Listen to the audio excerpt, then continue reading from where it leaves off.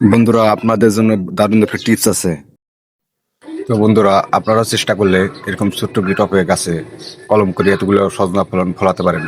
তো চলেন, আপনাদেরকে আমি প্রচেষ্টা দেখিয়ে যাচ্ছি।